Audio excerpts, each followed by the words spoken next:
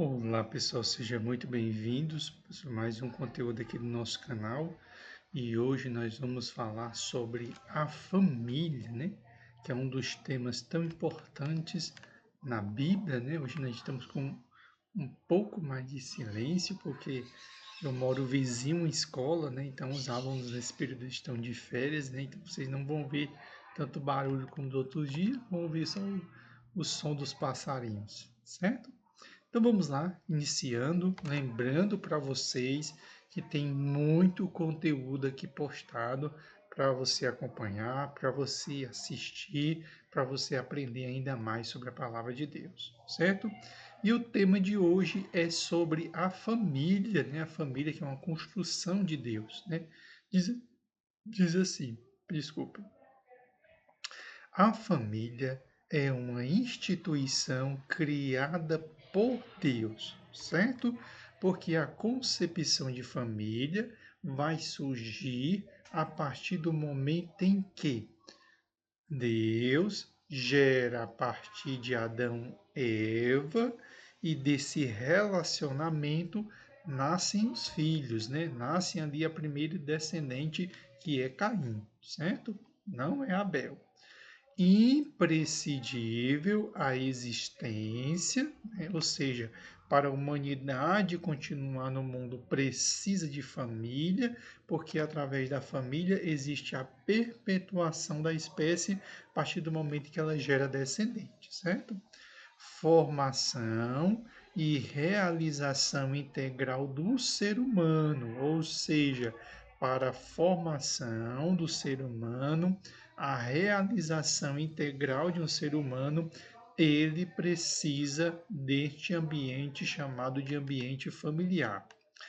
Nós compreendemos família como sendo composta por um pai, uma mãe e uns filhos, quando houver, porque nós sabemos que um número considerável de famílias no Brasil são mantidas por mães e filhos, não tem a presença masculina, certo?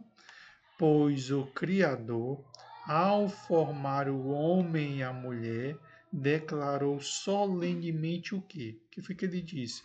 Portanto, deixará o varão, ou seja, o homem, o seu pai, quando eu digo homem do sexo masculino, seu pai, e deixará sua mãe, apegar-se-á à sua mulher, não às suas mulheres, certo?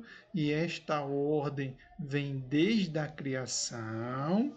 Por isso que muitos perguntam, por que que Abraão tinha mais de uma mulher? Por que que Jacó tinha mais de uma mulher? Mas a ordem de Deus foi sempre ter o quê? Só uma.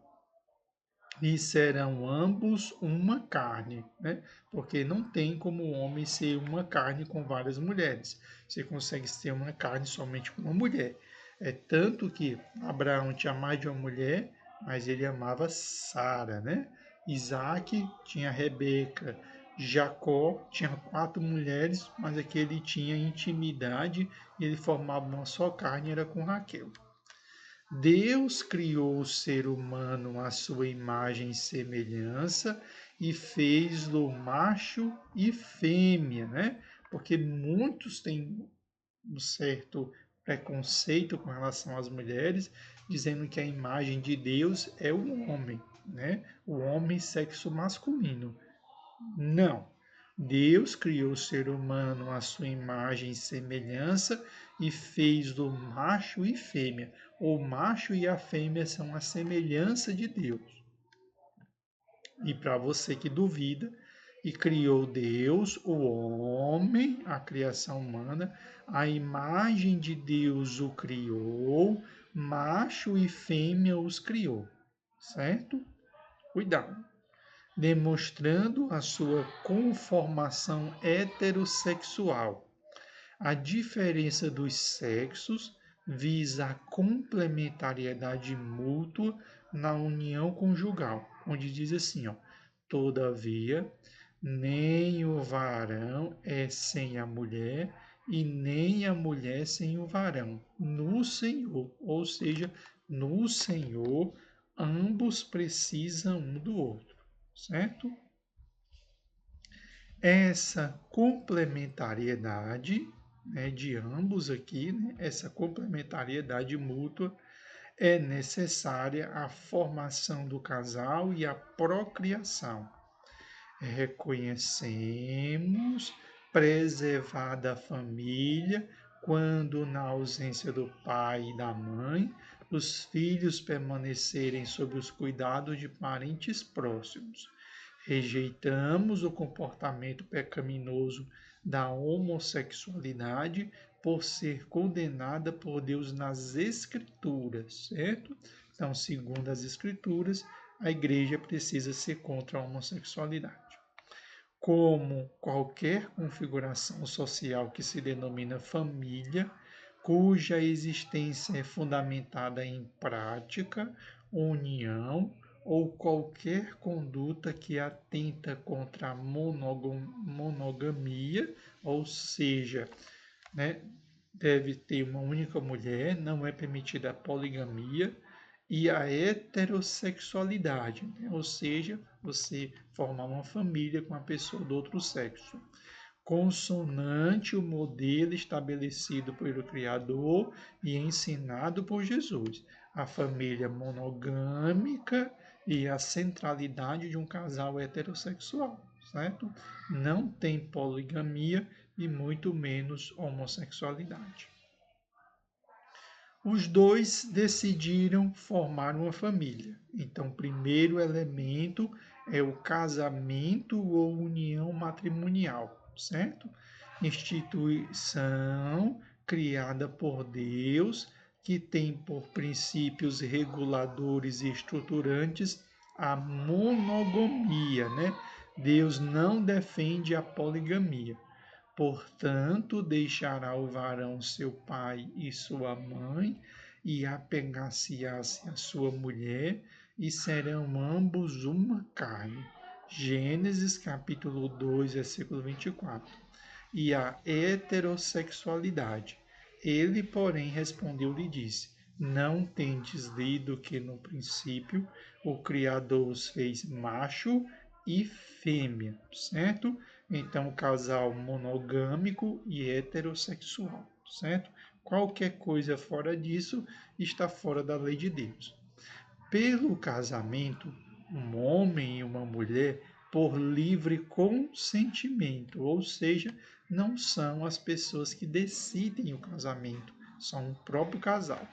Decidem se unir-se mediante um pacto solene, do qual o Senhor Deus é a principal testemunha, e na condição de cônjuges sobre aspectos legal diante da lei, formal, moral e espiritual, ou seja, esse pacto, essa aliança solene, ela não tem somente um aspecto no mundo espiritual, não, tem no mundo material também.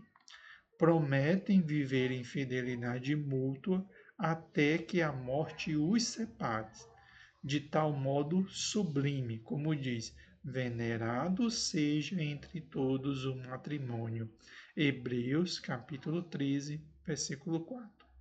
E tem por referencial espiritual, moral e afetivo o relacionamento entre Cristo e a igreja, né? Então, Cristo e a igreja é o padrão do casamento, certo?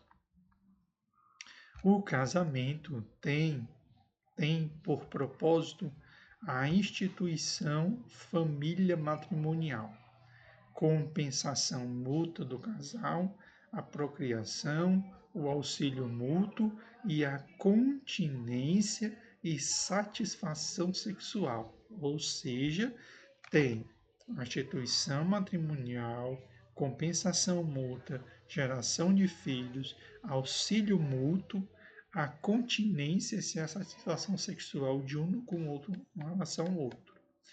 Entendemos que o homem é unido sexualmente à sua esposa como resultado do amor conjugal, não só para procriar, como muitos foi defendiam no antigo tempo, né?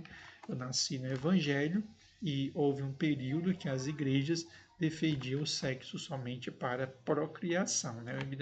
peguei o início desse período, certo? Mas também para uma vivência afetuosa, agradável e prazerosa, como diz Provérbios, capítulo 5, versículo 18. Diz assim, ó, seja bendito o teu manancial e alegra-te com a mulher da tua mocidade, dentro dos limites do uso natural do corpo e da pureza da santidade, né? Ou seja, muito cuidado, né, para esse relacionamento não buscar se espelhar, fantasiar nas pornografias, ou seja, às vezes uma mentalidade pornográfica que foi desenvolvida ao longo do tempo, querer levar isso para dentro do relacionamento. Reconhecemos o casamento civil e religioso com efeitos civis, desde que não afrontem os princípios bíblicos, certo? Mais uma vez, o civil não pode ferir o espiritual. Em especial, não seja realizado entre pessoas divorciadas em desacordo com o preconizado pelo Senhor Jesus. A dissolução do casamento é justificada nos seguintes casos, né? Então, quais são os casos específicos que a Assembleia de Deus autoriza a dissolução do casamento, certo? A depender da sua igreja, né, podem ter variações. Mas no caso da Assembleia de Deus, em 3 casos é justificado a dissolução do casamento. Primeiro, morte, né, é o primeiro, quando o indivíduo morre, a pessoa fica viúva, dissolveu-se o casamento e você está livre para arranjar outra pessoa. Infidelidade, né? Quando há infidelidade, infelizmente, muitas vezes não há o perdão. Então, nesse caso, né, se justifica a dissolução do casamento e a deserção por parte do cônjuge descrente. Deixa eu explicar isso aqui para você. Você tem um casal onde um aceitou a Jesus e o outro não aceitou. Esse que não aceitou, né, ele chega para essa pessoa que aceitou a Jesus e ele diz que não está mais disposto a seguir com aquela pessoa porque ela aceitou a Jesus como Senhor e Salvador, ou seja, ela decide deixá-lo. Então, nesse caso aí, né, segundo a visão da Assembleia de Deus, é permitido a dissolução desse casamento, né? Porque a pessoa não vai abrir mão da sua salvação para continuar com aquela pessoa que não quer mais viver com ela porque ela aceitou a Jesus como Senhor e Salvador. Então são esses 3 casos: morte, infidelidade dentro do casamento e disseção por parte daquele que não é crente, ou seja, que não aceitou a Jesus, certo? Esses são os casos. Aí você vai lá no seu pastor, a sua igreja e conversa com ele com relação a como funciona essa parte na sua igreja, certo? Mas na Assembleia de Deus, essas são as visões. Pai, mãe e filhos. O pai e a mãe integram de forma originária, determinante e estruturante a família. E a eles a Bíblia impõe o dever de sustentar, formar, disciplinar os filhos e instruí-los moralmente e espiritualmente, certo? Então, é dever dos pais, a partir do momento em que eles geram filhos, segundo os princípios bíblicos, é o dever de sustentar, formar, disciplinar, instruí-los moralmente, ou seja, na sociedade, e instruí-los também espiritualmente. A diferenciação dos sexos é um princípio bíblico, natural, determinante para as figuras paternas e maternas, ou seja, na visão bíblica, cada uma assume uma função, certo? Agora, ponto importante para chamar a atenção que eu já havia falado. Ó. Na falta do pai ou da mãe por deserção, separação, divórcio ou morte, o cônjuge remanescente continua a cumprir o dever de preservar a sua família. Ou seja, você tem um homem e tem uma mulher que exercem as funções. A partir do momento em que um promoveu uma decessão, uma separação, este que ficou na responsabilidade dos filhos fica com o dever de preservar as famílias, ou seja, não deixar essas crianças com essa deficiência, certo? Os filhos também, quando adquirem capacidade financeira, honram o pai ou a mãe que ficar sozinho. Isso é muito interessante, né? Então, os filhos, deixou seu pai, deixou a sua mãe, se uniu, formou um casal, mas tem um pai e tem uma mãe que, infelizmente, né, ali está passando por uma adversidade financeira, ou seja, que precisa de ajuda. Segundo os princípios bíblicos, né, este filho e esta filha precisa estar socorrendo o seu pai e a sua mãe, certo? Todo relacionamento entre homem e mulher que gere descendentes fora do casamento acarreta compromissos morais e obrigações sociais para com esses descendentes em razão da paternidade ou da maternidade. Ou seja, se você casou e você já tem filhos antes desse casamento ou fora desse casamento, você precisa dar o mesmo suporte tanto para esses filhos que você tem atualmente, como aqueles que você tem em outros casamentos. Não pode haver uma diferenciação entre eles, segundo a visão bíblica. Entretanto, por configurar um desvio moral e espiritual em relação ao padrão divino para a instituição e preservação da família, tal relacionamento não deve ter continuidade, posto se constituir em prostituição, se antes do casamento, ou adultério, se extramatrimonialmente. O que é isso? É a pessoa casada, tem filhos fora do casamento e mantém a relação com a mãe dos filhos fora do casamento, ou seja, relação sexual, relação afetiva. É essa parte aqui que está sendo explicada, certo?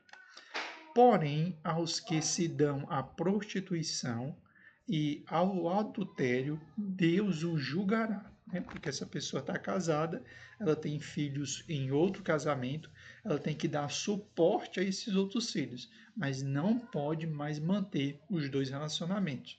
Com a nova esposa e com a mãe dos outros filhos, manter algum tipo de relacionamento ou vínculo amoroso. Os filhos, sejam eles decorrentes do vínculo matrimonial, se forem de adoção ou havidos fora do casamento, prestam obediência ao pai e à mãe, honrando-os por toda a vida. Ou seja, não interessa se seu pai mora ou não com você, você precisa honrá-lo segundo os princípios bíblicos, né? Tanto os pais honrarem os filhos, como os filhos honrarem os pais. Esse princípio é mitigado a partir do momento em que esse filho forma uma nova família mediante o matrimônio. Explicar. Este pai, ele é responsável por sustentar este filho. Mas a partir do momento que este filho, dentro do casamento ou fora do casamento, ele se casar, ele constituir uma família, certo? Então agora este pai e esta mãe não tem mais uma responsabilidade de estar sustentando e mantendo esse filho. Ele tem que seguir agora a sua autonomia, porque agora ele vai ser revestido de uma responsabilidade moral e espiritual decorrente dos laços de consanguinidade e parentalidade que perduram, mesmo diante da diminuição ou extinção do afeto entre irmãos, originários ou não da relação matrimonial ou da adoção. Isso vale a pena chamar a atenção. Se você tem um outro filho, ele é adotivo, ele tem que ter o mesmo suporte que você dá para os seus filhos de sangue, é o mesmo suporte que você tem que dar para os seus filhos adotivos. Não pode haver diferenciação entre eles, certo? Entre filhos adotivos, filhos no casamento e filhos fora do casamento, certo? Então tem que dar o mesmo suporte a todos eles. não pode haver diferenciação. Formas heterodoxas de formação da família. Vamos entender.